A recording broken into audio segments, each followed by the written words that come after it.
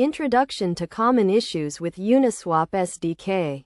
Uniswap SDK is a powerful tool for interacting with the Uniswap protocol, but it is not without its challenges. In this guide, we will walk through some of the most common issues developers face when using the Uniswap SDK and provide practical examples and best practices for overcoming them.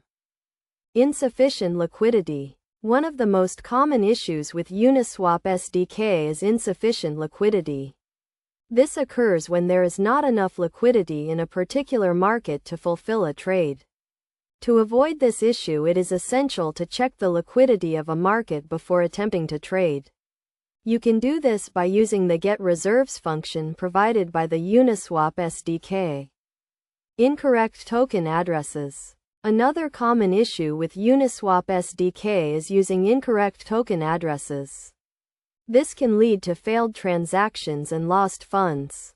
To avoid this issue, make sure to double-check the token addresses you are using. You can find the correct token addresses on the Uniswap website or by using a blockchain explorer. Invalid trade parameters. Invalid trade parameters are another common issue with Uniswap SDK. This can include issues such as invalid token amounts or expiration times. To avoid this issue, make sure to carefully review the trade parameters you are using and ensure they are valid. Best practices for using Uniswap SDK. To get the most out of the Uniswap SDK and avoid common issues, it is essential to follow best practices. This includes checking the liquidity of a market before trading, double-checking token addresses, and carefully reviewing trade parameters. Additionally, it is essential to stay up to date with the latest developments and updates to the Uniswap SDK.